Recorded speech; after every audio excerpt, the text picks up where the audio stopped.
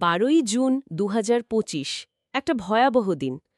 আহমেদাবাদ থেকে এয়ার ইন্ডিয়ার flight AI-171 একটা বোয়িং 787 ড্রিমলাইনার টেক অফের ঠিক পরেই মাত্র 34 সেকেন্ডের মধ্যে ক্র্যাশ করল। লন্ডন যাচ্ছিল ফ্লাইটটা। 242 জন যাত্রী ছিলেন। আর তার মধ্যে একজন আশ্চর্যভাবে বেঁচে ফিরেছেন।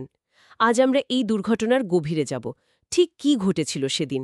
হ্যাঁ, এত উন্নত একটা বিমান, একটা ড্রিমলাইনার এভাবে ভেঙে পড়ল কেন? সেটাই বড় প্রশ্ন। এর পেছনে এয়ার ইন্ডিয়া নাকি বোয়িং নাকি অন্য কিছু? আর এই বিমানটার তো আগেও সমস্যা হয়েছিল, তাই না? ঠিক। 2021-এ ফিউয়েল লিকের জন্য তুরস্কে এমার্জেন্সি ল্যান্ডিং করতে হয়েছিল। শুধু তাই নয়, দুর্ঘটনার দিন সকালেও কিন্তু অন্য একটা ফ্লাইটে এই সেম প্লেনটাই আকাশ ভাতসা বলে এক যাত্রী অভিযোগ করেন যে এসি কাজ করছে না, ফ্ল্যাপস ঠিকমতো নামেনি টেক অফে।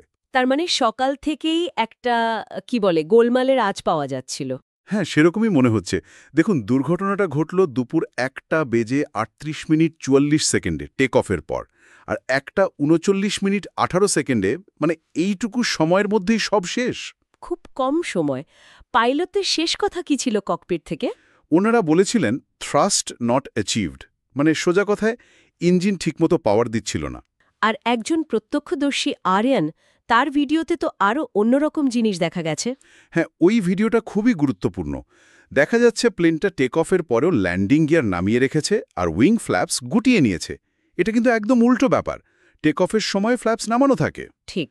আরও একটা জিনিস, ভিডিওর আওয়াজ আর প্লেনের নিচের দিকে একটা অংশ দেখে বিশেষজ্ঞরা ভাবছেন র্যাম এয়ার টারবাইন বা RAT চালু হয়ে গিয়েছিল। RAT সেটা কি? ওটা একটা ছোট টারবাইন, আপৎকালীন। ধরুন প্লেনের দুটো ইঞ্জিনই বন্ধ বা ইলেকট্রিসিটি নেই, তখনই র্যাট হাওয়ার চাপে ঘুরে ইমার্জেন্সি সিস্টেমগুলোকে চালু রাখে। ও, তার মানে কি প্লেনের পাওয়ার চলে গেছিল? একদম। আর ART চালু হওয়ার মানেই হল মেজর পাওয়ার লস। একটা ভয়ঙ্কর ইঙ্গিত এটা। একমাত্র যিনি বেঁচেছেন, বিশ্বাস কুমার রমেশ, উনি ইমার্জেন্সি এক্সিটের কাছে ছিলেন। উনিও তো বলেছেন ক্র্যাশের আগে একটা জোর যান্ত্রিক শব্দ আর আলো ঝলকানি দেখেছেন। হ্যাঁ, এখন ভারতের AAIB তদন্ত করছে। আমেরিকা, ব্রিটেন সাহায্য করছে। ব্ল্যাক বক্স CVR আর FDR দুটোই পাওয়া গেছে। আশা করা যায় ওগুলো থেকে ভেতরের খবরটা পাওয়া যাবে, কিন্তু মূল প্রশ্নটা তো থেকেই যাচ্ছে, পাওয়ার লস কেন হলো? পাইলটদের ভুল? দেখুন, সেটার সম্ভাবনা সাধারণত কম ধরা হয়। পাইলটরা দুজনেই খুব অভিজ্ঞ ছিলেন। মোট 18,300 ঘন্টার বেশি ফ্লাইং এক্সপিরিয়েন্স। আর 787-এর মতো প্লেনে তো অনেক অটোমেটিক ওয়ার্নিং সিস্টেম থাকে। ঠিক। তাই সন্দেহটা যাচ্ছে টেকনিক্যাল দিকে। প্রথম সন্দেহ, ফিউয়েল কন্টামিনেশন, জ্বালানিতে কোনো ভেজাল। জ্বালানিতে? যেমন জল বা অন্য কিছু? হ্যাঁ, সেরকম কিছু মিশলে ইঞ্জিনের পাওয়ার কমে যেতে পারে, এমনকি ইঞ্জিন বন্ধও হয়ে যেতে পারে। আগেও এরকম ঘটনা ঘটেছে কিন্তু। আচ্ছা, আর কি হতে পারে? Electrical failure? ওই যে আগে একবার 787-এর ব্যাটারি নিয়ে সমস্যা হয়েছিল। হ্যাঁ, 2013 সালের ঘটনা। লিথিয়াম আয়ন ব্যাটারির জন্য পুরো ফ্লিট গ্রাউন্ডেড ছিল। বোয়িং বলছে সে সমস্যা মিটেছে, কিন্তু তাও জেনারেটর বা অন্য কোনো ইলেকট্রনিক কন্ট্রোল সিস্টেম ফেল করার সম্ভাবনা তো উড়িয়ে দেওয়া যায় না। আর তৃতীয় সম্ভাবনা? সরাসরি মেকানিক্যাল ফেলিওর, ইঞ্জিনের কোনো পার্টস ভেঙে যাওয়া বা অন্য কোনো যান্ত্রিক গোলযোগ। আর এখানেই প্রশ্নটা উঠছে, এই ফেলিওরটা কি তৈরির সময়ই ছিল নাকি মেনটেন্যান্সের গাফিলতি? অর্থাৎ আঙুল উঠছে বোয়িংয়ের দিকে আর এয়ার ইন্ডিয়ার ইঞ্জিনিয়ারিং সার্ভিসের দিকে। দুটো দিকেই। বোয়িংয়ের ব্যাপারটা তো এখন আরও জটিল হয়েছে কিছু হুইসল ব্লোয়ারের অভিযোগের পর। স্যাম সালেহপুর বা জন বার্নেট, সিনথিয়া কিচেন্স। হ্যাঁ, ওনারা তো বোয়িংয়ের ভেতরের লোক। ওনারা বলছেন 787 বানানোর সময় নাকি অনেক গাফিলতি হয়েছে। খারাপ পার্টস ব্যবহার করা, প্লেনের ভেতরে মেটাল শেভিংস ফেলে রাখা। ঠিক। কর্মীরা আপত্তি করলেও ম্যাকি শোনা হয়নি। সিনথিয়া কিচেন্স তো আরও নির্দিষ্ট করে বলছেন 2011 থেকে 2013-র মধ্যে এয়ার ইন্ডিয়াকে যে ড্রিম লাইনারগুলো দেওয়া হয়েছিল সেগুলোর কোয়ালিটি নিয়ে প্রশ্ন ছিল। আর এই প্লেনটাও তো 2014 জানুয়ারিতে ডেলিভারি পাওয়া। তার মানে এটাও ওই প্রশ্নবিদ্ধ সময়ের মধ্যেই পড়ছে।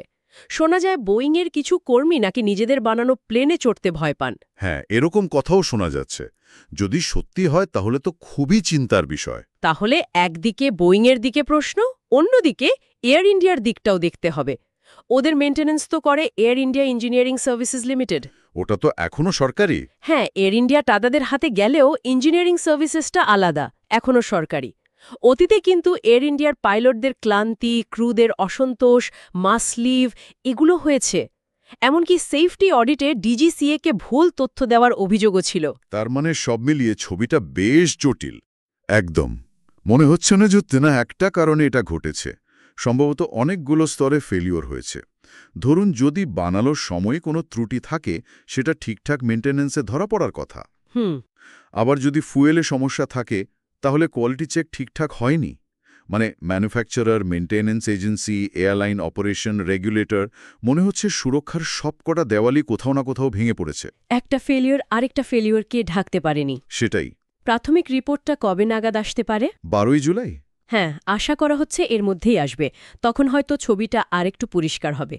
কিন্তু এই ঘটনাটা অনেকগুলো বড় প্রশ্ন তুলে দিয়ে গেল। অবশ্যই। একটা প্লেনের সেফটি যে আসলে কতটা জটিল, মানে শুধু ভালো টেকনোলজি বা অভিজ্ঞ পাইলট হলেই হয় না। যারা বানাচ্ছে তাদের সততা, যারা সারাই করছে তাদের দক্ষতা, এয়ারলাইন কিভাবে চালাচ্ছে, আর যারা পুরো বিষয়টা নজর রাখছে, মানে রেগুলেটর, এই সব কিছু নিখুঁতভাবে চলা দরকার। ঠিক। কোথাও একটু গাফিলতি হলেই তার ফল কি মারাত্মক হতে পারে। AI-171 হয়তো সেটারই একটা খুব দুঃখজনক উদাহরণ হয়ে থাকল। এই যে সম্মিলিত দায়বদ্ধতা, এই প্রশ্নটাই বোধহয় এখন সবচেয়ে জরুরি।